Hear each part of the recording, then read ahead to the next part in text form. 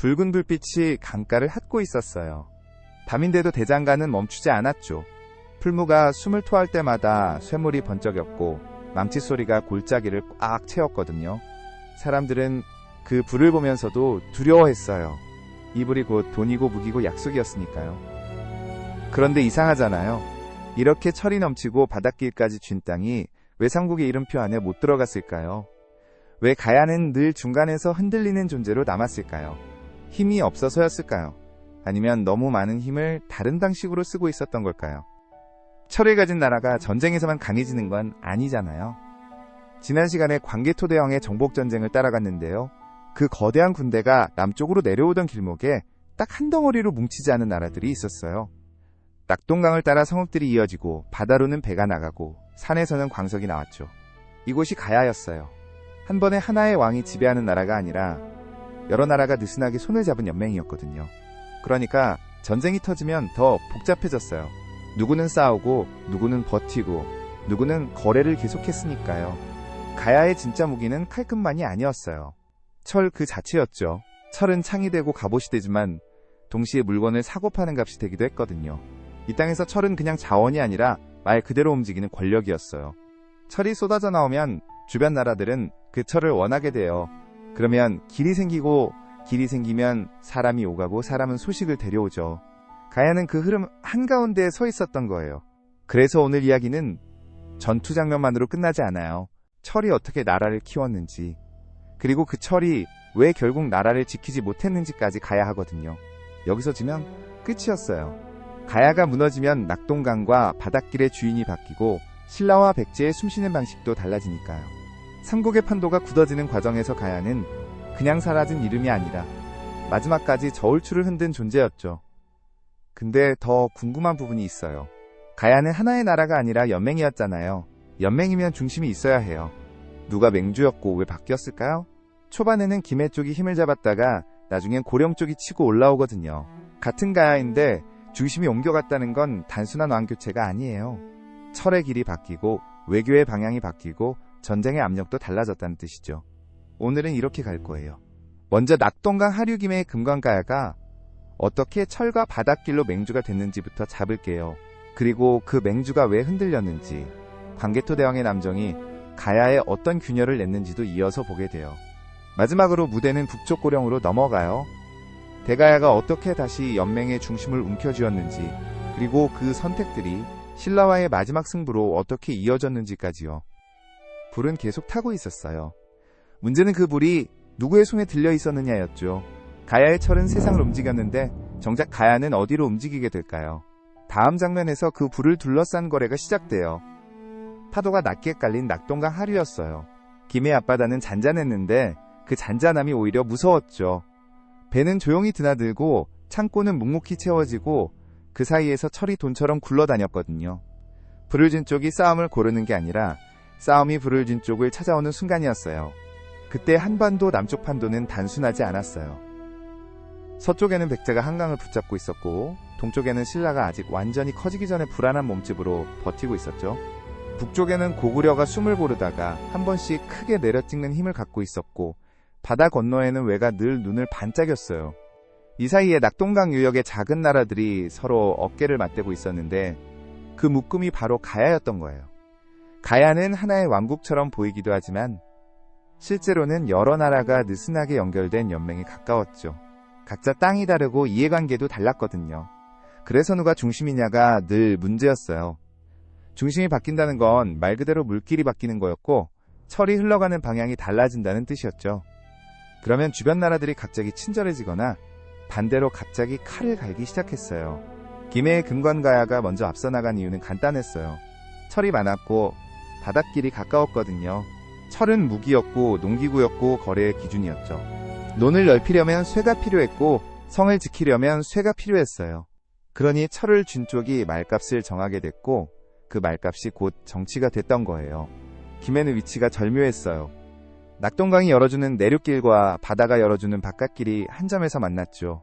강을 타고 올라가면 내륙에 여러 소국이 있었고 바다로 나가면 교역 상대가 넓어졌어요.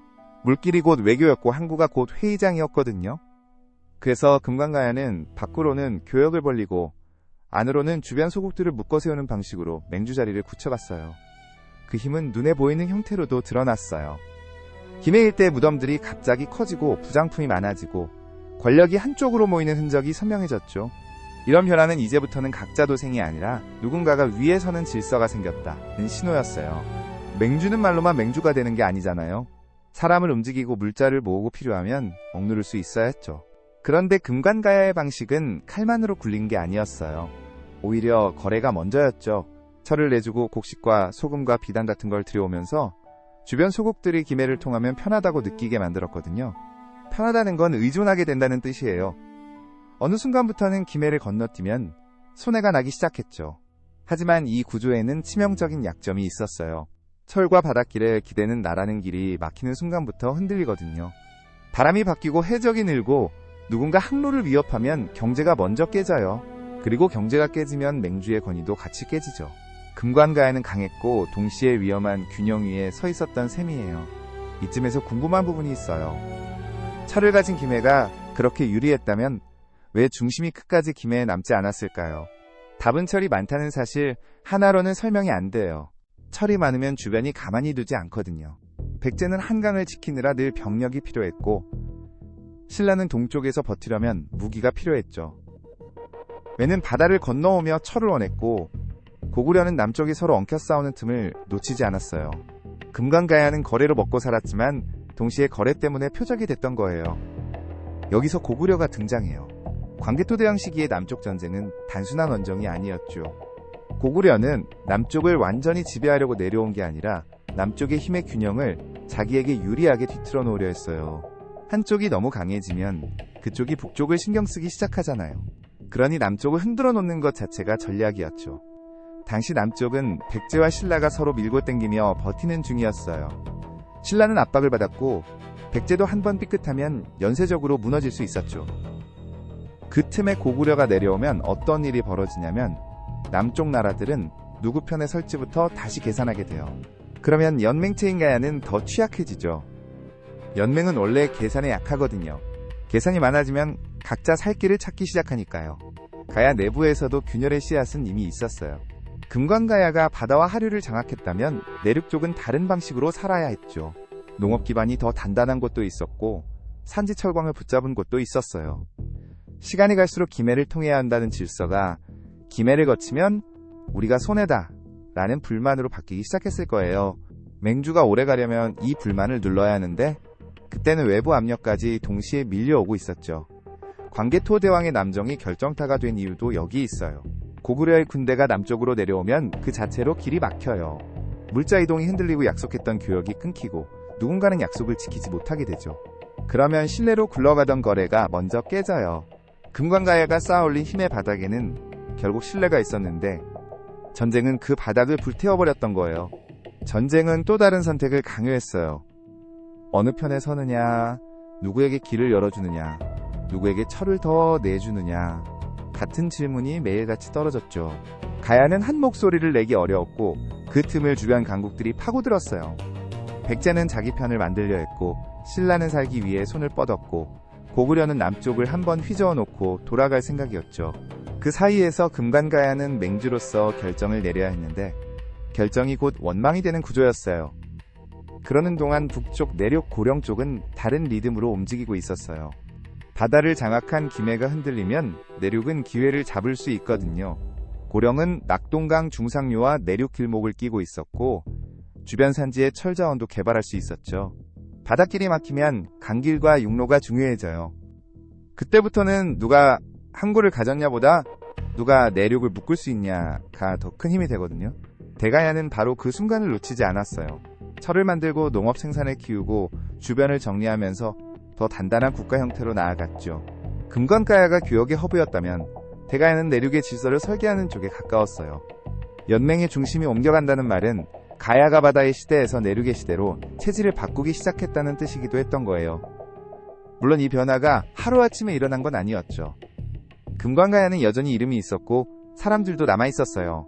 다만 결정적인 순간마다 선택지가 줄어들었고 줄어든 선택지는 결국 굴복이나 종속으로 이어지기 쉬웠어요. 나중에 금관가야가 신라에 투항하게 되는 흐름은 사실 그때부터 이미 시작된 거였죠. 불은 꺼진 게 아니라 손에서 미끄러지기 시작했던 거예요. 그리고 대가야가 중심을 움켜쥐는 순간 가야의 상대는 더 분명해져요. 이제는 백제와 신라 사이에서 줄타기 하는 정도가 아니라 신라라는 한 방향의 거대한 압력이 정면으로 다가오거든요.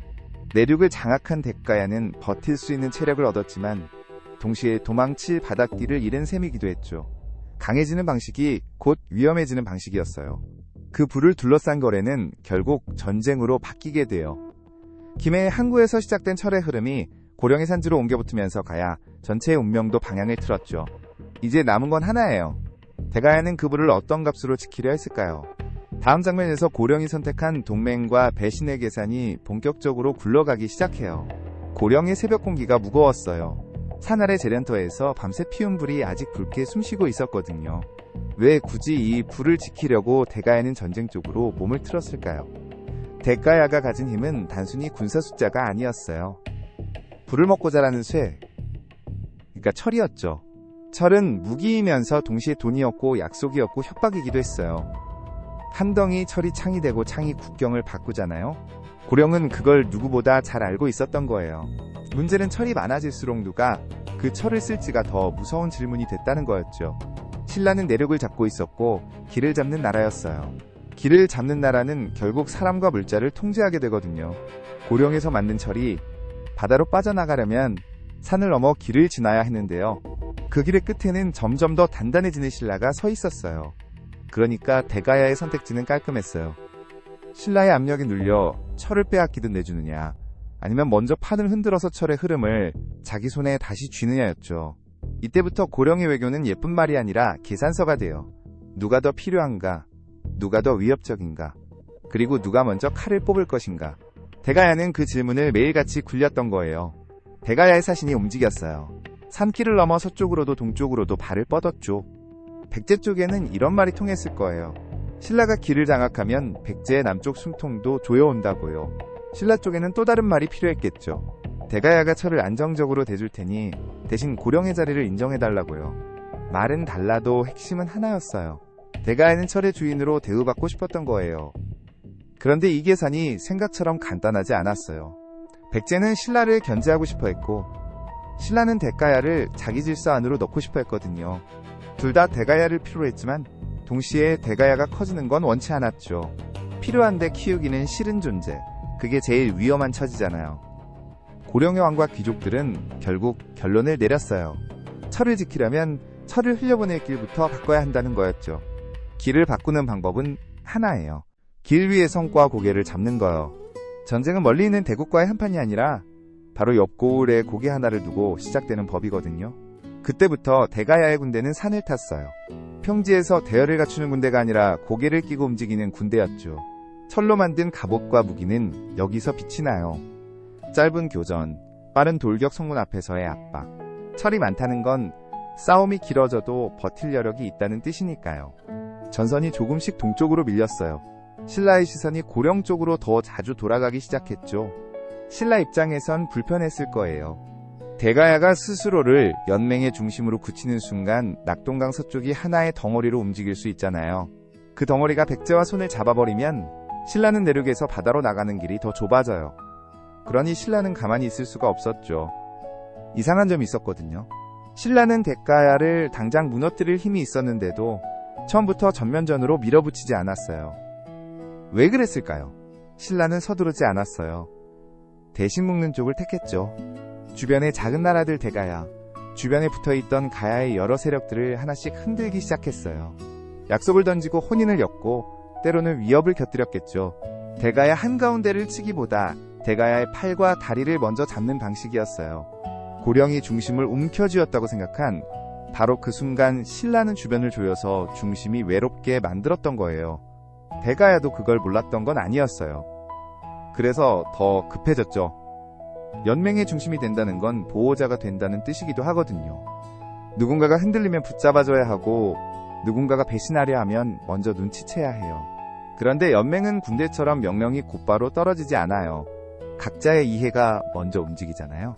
대가야는 이 느슨함을 철과 위신으로 묶으려 했고 신라는 그 느슨함을 칼끝으로 벌리려 했던 거예요.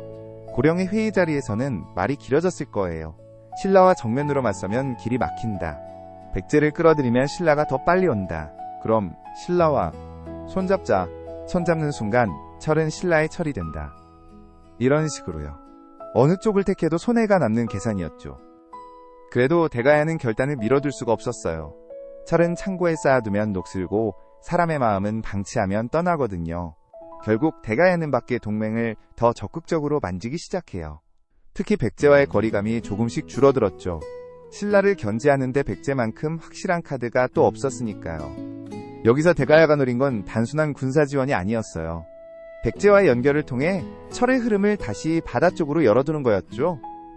김해 쪽 항구가 예전처럼 중심이 아니게 됐더라도 철이 바다로 나가야 돈이 되고 돈이 돼야 군대가 움직이잖아요. 대가야는 내륙의 왕이 되려 했지만 내륙에만 갇히면 결국 굶게 되는 모순을 안고 있었던 거예요. 그런데 이 과정에서 가야 내부가 더 시끄러워졌어요. 어떤 세력은 대가야의 손을 잡는 게 안전하다고 봤고 어떤 세력은 신라의 손을 잡는 게 더 빠른 생존이라고 판단했죠. 연맹의 균열은 늘 이런 식으로 시작돼요. 누가 오르냐가 아니라 누가 더 빨리 살 수 있느냐로 갈라지거든요.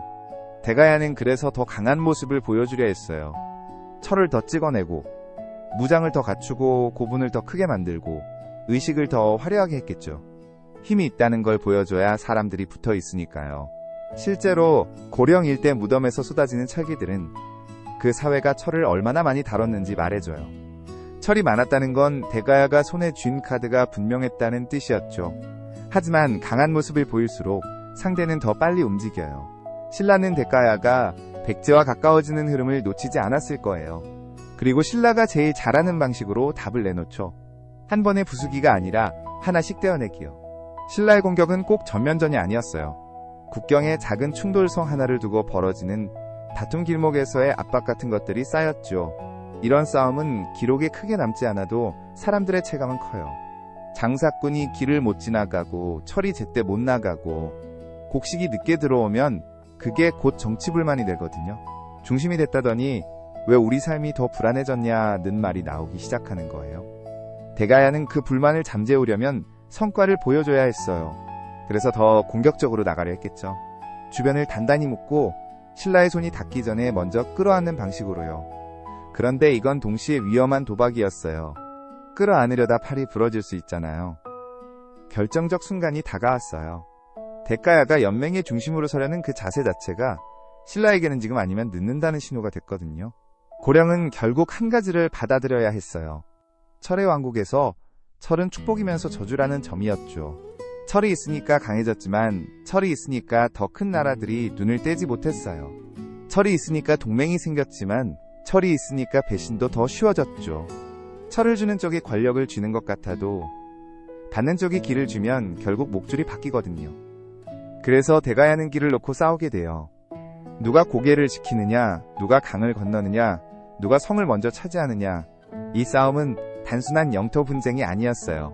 철이 흐르는 혈관을 누가 잡느냐의 문제였죠. 그리고 그 혈관을 잡는 쪽이 가야의 다음 주인이 되는 거였어요. 이제 남는 질문이 선명해져요. 대가야가 선택한 백제와의 손잡기는 정말 숨통을 틔워주는 길이었을까요? 아니면 신라를 더 빨리 불러들이는 신호탄이었을까요? 다음 장면에서 동맹의 종이에 찍힌 먹물이 어떻게 피로 번지는지 보게 될 거예요. 동맹의 종이에 먹이 마르기도 전에 길 위에 공기가 달라졌어요. 대가야 사신이 백제의 관문을 드나드는 순간부터였죠. 고개마다 초소가 늘고 나루마다 배가 묶였어요. 철이 지나가는 길은 원래 시끄럽거든요. 근데 그 소음이 커졌다는 건 누군가가 그 길을 전쟁의 길로 바꿔버렸다는 뜻이었죠. 가장 먼저 흔들린 쪽은 금관가야였어요. 낙동강 하구를 쥔 쪽이었잖아요. 바다에서 들어온 물건이 강을 타고 올라가고 강에서 나온 철이 다시 바다로 내려가던 자리였죠. 그런데 대가야가 백제와 손을 잡아버리면 그 흐름이 옆으로 새기 시작해요. 하구를 거치지 않는 길이 생길 수도 있는 거예요. 그러면 금관가야가 가진 중개의 힘이 빠지죠. 그래서 금관가야는 가만히 있을 수가 없었어요. 철은 땅에서 나지만 권력은 길에서 생기거든요. 길이 바뀌면 왕의 말이 바뀌고 왕의 말이 바뀌면 연맹의 질서가 바뀌어요. 예전엔 서로 눈치만 보던 소국들도 이제는 편을 갈라 서기 시작했죠. 누가 어느 나루를 관리하느냐, 누가 어느 고개를 지키느냐가 곧 충성의 표시가 돼버렸어요. 대가야도 그걸 몰랐던 게 아니에요. 오히려 정확히 알고 있었죠. 그래서 더 과감했어요. 백제와 손을 잡으면 신라를 견제할 수 있다는 계산이 있었거든요. 신라는 동쪽 산맥을 넘어오는 길을 조금씩 넓히고 있었고 그 길 끝에는 늘 가야의 철이 있었죠. 대가야는 그 길목을 막아야 했어요. 막지 못하면 신라는 철을 얻고 군대를 키우고 성을 쌓고 결국은 가야의 목을 잡게 되니까요. 근데 이상하잖아요. 백제는 왜 이렇게 적극적으로 대가야 쪽으로 손을 뻗었을까요? 단순히 철이 탐나서였을까요? 아니면 더 큰 판이 있었던 걸까요?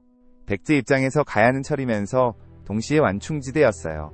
동쪽의 신라와 정면으로 부딪히기 전에 가운데에 가야가 버티고 있으면 숨을 돌릴 수 있잖아요. 그런데 그 완충지대가 신라 쪽으로 넘어가 버리면 백제는 바로 옆집이 적이 되는 셈이죠. 그러니까 백제는 가야를 붙들어야 했고 그 중에서도 대가야 같은 큰 세력을 자기 편으로 만들고 싶었어요. 철도 얻고 신라를 누르는 지렛대도 얻는 거래였던 거예요. 그렇게 해서 길 위에 두 개의 명령이 떠돌기 시작했어요. 대가야 쪽에서는 이 길은 백제로 간다는 신호를 보내고 신라 쪽에서는 이 길은 결국 동쪽으로 열린다는 압박을 넣었죠. 문제는 길이 하나가 아니라는 거였어요. 강이 있고 고개가 있고 바닷길이 있고 성들이 점처럼 박혀 있었잖아요. 그 점들을 누가 먼저 연결하느냐에 따라 지도 위의 선이 바뀌는 거예요. 그해 여름 작은 성 하나가 불씨가 됐어요. 장수들이 저 성만 잡으면 고개가 열린다고 말하던 자리였죠. 대가야는 먼저 손을 뻗었고 백제는 뒤에서 받쳐줬어요. 성으로 올라가는 길목에 말발굽이 파이고 나무 방패가 겹겹이 세워졌죠. 성 위에서는 화살이 쏟아졌고 아래에서는 사다리가 올라갔어요. 이 정도는 늘 있던 싸움 같았을 거예요. 그런데 이번에는 달랐어요. 이 성이 무너지면 단순히 땅 한 조각이 아니라 절의 방향이 바뀌게 됐거든요. 신라도 움직였어요. 신라는 늘 한 박자 늦는 것처럼 보이다가 결정적 순간에는 정확히 칼을 꽂는 편이었죠. 동쪽에서 병력이 넘어오고 산길을 타고 내려오고 강가에서 진을 쳤어요. 그들은 성 하나를 구하러 온 게 아니었어요. 대가야와 백제의 손잡기를 끊으러 온 거였죠. 이 동맹이 굳어지면 신라는 서쪽으로 나갈 길을 잃게 되니까요. 전선이 길게 늘어졌어요.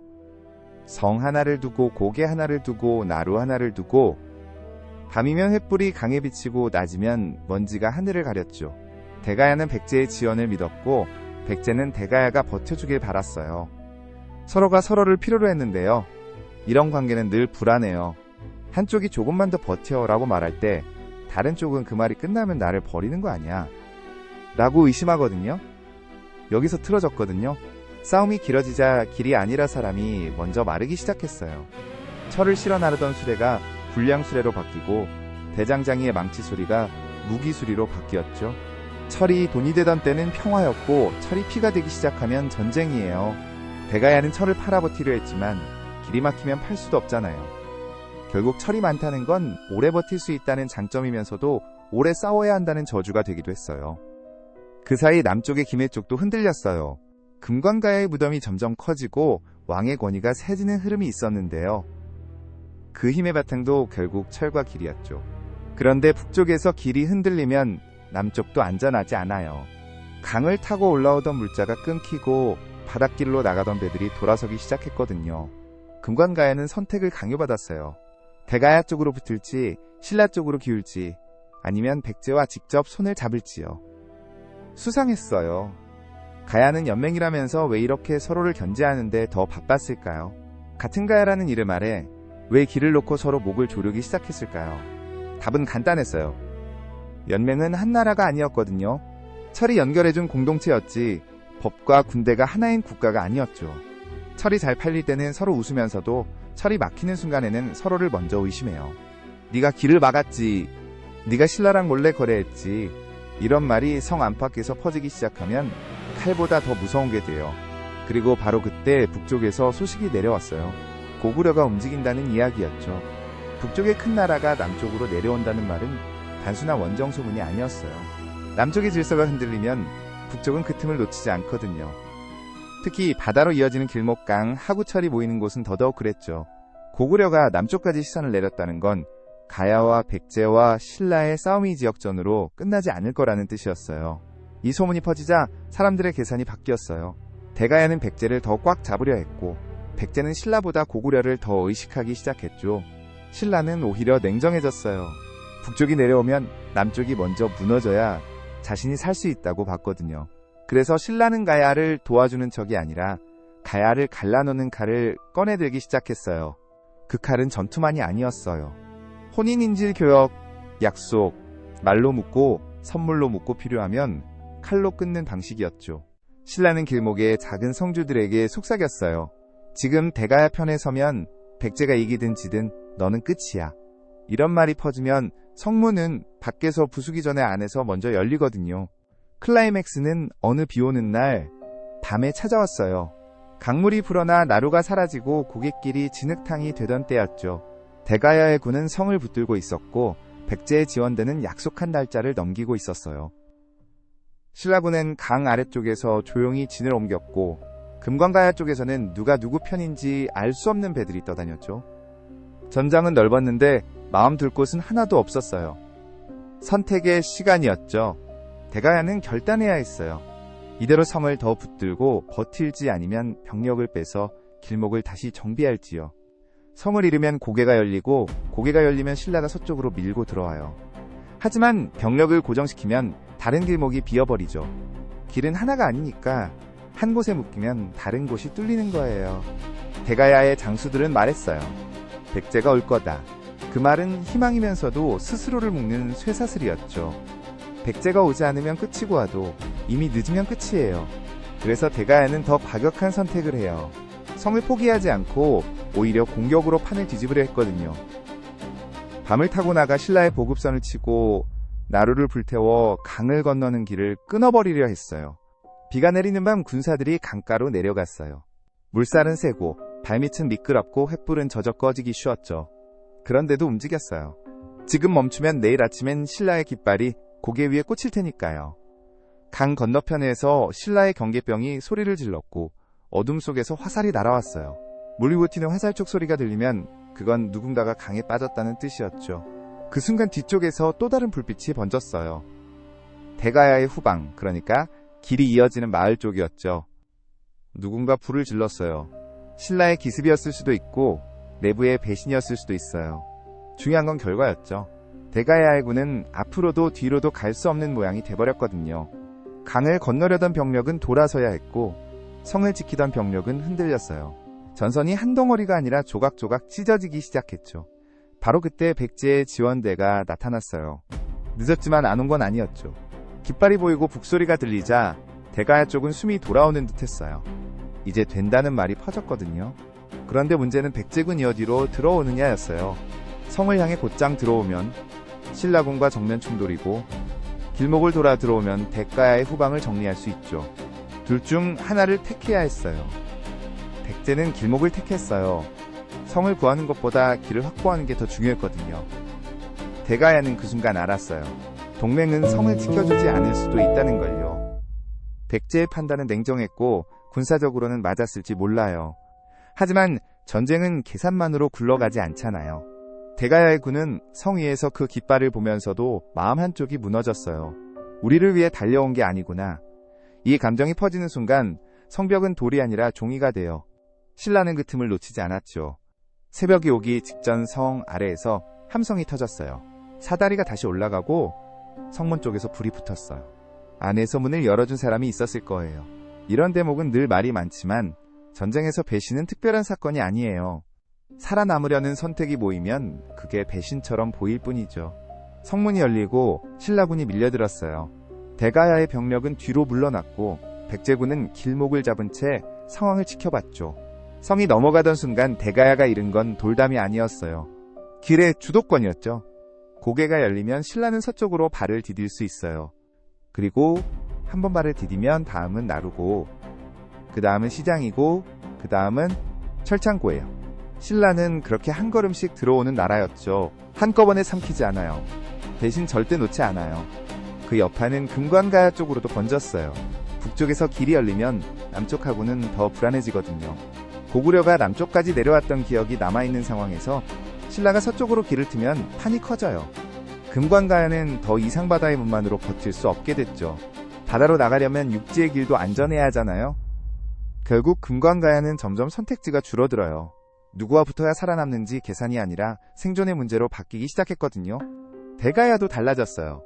백제와의 동맹은 숨통을 틔워주기는커녕 신라가 들어올 명분을 더 선명하게 만들어버렸죠. 가야가 백제 편이 됐다. 이 말은 신라에게 딱 좋은 구호였어요. 동쪽의 귀족들을 묶고 군대를 모으고 길목을 장악하는 데 쓰기 좋았거든요. 대가야는 백제를 끌어들여 신라를 막으려 했지만 신라는 백제를 핑계로 더 빨리 움직이게 됐어요. 그리고 길은 한 번 열리면 다시 닫기 어려워요. 길이 열리면 사람이 오가고 물건이 오가고 정보가 오가죠. 정보가 오가면 마음이 흔들려요. 신라가 더 강하대, 신라 쪽이 세금이 덜하대, 이런 말이 시장에서 돌기 시작하면 성벽보다 먼저 충성이 무너져요. 대가야는 철을 쥐고 있었지만 길 위의 마음까지 쥐지는 못했던 거예요. 결국 가야의 싸움은 점점 연맹 내부의 싸움에서 외부 강국의 싸움판으로 바뀌어요. 백제는 가야를 지렛대로 신라를 누르려 했고 신라는 가야를 발판으로 서쪽을 보려 했죠. 그 사이에서 가야는 길을 지키려 했는데요. 길을 지킨다는 건 늘 누군가의 길을 막는 일이기도 했어요. 막히는 쪽은 반드시 더 큰 힘을 들고 돌아오거든요. 궁금한 부분이 있어요. 대가야가 이대로 밀리면 끝까지 버티는 방법이 있었을까요? 아니면 다른 선택을 했어도 신라의 발걸음은 결국 들어왔을까요? 이제부터는 전쟁의 방식이 바뀌어요. 성 하나를 두고 싸우는 게 아니라 나라의 구조를 바꾸는 싸움이 되거든요. 신라는 길목에 성을 받고 사람을 옮기고 관계를 갈아 끼우기 시작해요. 대가야는 철로 버티려 하지만 철은 길이 있어야 힘이 돼요. 그리고 그 길은 이미 누군가의 군화 아래에서 방향을 바꾸고 있었죠. 이 선택이 향후 50년을 결정했거든요. 대가야가 잃은 고개 하나가 다음엔 어떤 성을 무너뜨릴까요? 그리고 금관가야는 그 파도 앞에서 어떤 결정을 하게 될까요? 다음 시간에 계속할게요. 고개 하나가 뚫리면 전쟁은 더 이상 전선이 아니게 돼요. 그 순간부터는 지도 위의 선이 아니라 사람의 발, 곡식의 길, 혼인의 약속, 그리고 누가 누구를 지켜줄 수 있느냐, 같은 관계가 무너지는 쪽으로 흘러가죠. 대가야가 버티던 건 성벽만이 아니었어요. 철을 만들고 철을 팔고 철로 무장을 갖추는 생활의 리듬이었거든요. 근데 길목을 빼앗기면 그 리듬이 끊겨요. 철이 있어도 나갈 길이 막히고 들어올 길이 막히면 시장도 병력도 동시에 말라붙게 되잖아요. 신라가 바꾼 건 전투기술이 아니라 전쟁의 목적이었어요. 성 하나를 빼앗아 깃발을 꽂는 데서 멈추지 않고 그 성을 다음 성을 잡기 위한 못으로 박아버렸죠. 거기서 병참이 돌아가고 거기서 사람이 오가고 거기서 소식이 퍼져요. 그러면 주변의 작은 세력들은 계산을 다시 하게 돼요. 저쪽이 오래 버틸까, 이쪽이 오래 버틸까, 악기가 아니라 이 길을 누가 쥐고 있나로 판단이 바뀌거든요. 길을 쥔 쪽이 세금을 걷고 길을 쥔 쪽이 군대를 먼저 보내고 길을 쥔 쪽이 약속을 강요할 수 있었죠. 대가야 입장에선 이게 가장 잔인한 변화였어요. 싸움에서 지는 건 다음에 다시 싸우면 되지만 구조가 바뀌면 다음이 오기 전에 숨이 막히거든요. 성을 하나 잃는 순간 주변 마을의 곡식이 신라 쪽으로 흘러가고 상인들은 안전한 길을 택하고 젊은 전사들은 더 큰 깃발 아래로 몰려요. 그러면 대가야가 자랑하던 철도 점점 쓸 곳이 줄어드는 철이 돼버리죠. 칼을 만들 수 있어도 그 칼을 들 사람이 줄어드는 거예요. 여기서 중요한 건 신라가 단순히 힘으로만 밀어붙인 게 아니라는 점이에요. 신라는 성을 쌓는 동시에 관계를 엮었어요. 혼인으로 묶고 인질로 묶고 약속으로 묶고 때로는 기회를 주는 척하며 묶었죠. 그 과정에서 가야라는 이름 아래 있던 세력들은 서로를 의심하기 시작해요. 한쪽이 버티면 다른 쪽이 먼저 흔들리고 다른 쪽이 흔들리면 또 다른 쪽이 지금이 빠져나갈 때 라고 생각하게 되거든요. 전쟁이 전쟁을 낳는 게 아니라 불신이 불신을 낳는 구조로 바뀌는 거죠. 그럼 이 사건이 남긴 건 뭐였을까요? 지도에서의 변화만이 아니었어요. 한반도 남부에서 어느 나라가 중심이 될지가 결정되는 방식 자체가 바뀌었죠. 예전엔 철과 항구 그리고 연맹의 균형이 힘이었어요. 근데 이제는 길목을 쥐고 성을 연쇄로 받고 사람을 이동시키는 나라가 중심이 돼요. 이 방식은 한번 굴러가기 시작하면 멈추기 어렵거든요. 왜냐하면 성 하나를 얻은 쪽은 그 성을 지키기 위해 또 옆성이 필요하고 옆성을 얻기 위해 또 다음 고개가 필요해지니까요. 전쟁이 약장이 아니라 연쇄가 돼버리는 거예요. 대가야가 맞닥뜨린 현실도 거기 있었죠. 철로 버티는 나라가 길을 잃으면 철이 오히려 짐이 되기도 해요. 만들어둔 무기와 갑옷은 쌓이는데 그걸 먹여 살릴 곡식과 그걸 움직일 길이 줄어들거든요. 결국 나라의 힘은 창고에서 썩는 철이 아니라 움직이는 사람과 이어지는 길에서 나온다는 걸 신라는 끝까지 밀어붙였어요. 그리고 그 방식은 이후 50년 동안 남부의 판도를 계속 흔들어 놓게 됐죠.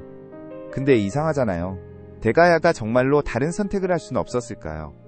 고개를 내주지 않고 끝까지 버텼다면 신라의 발걸음이 멈췄을까요?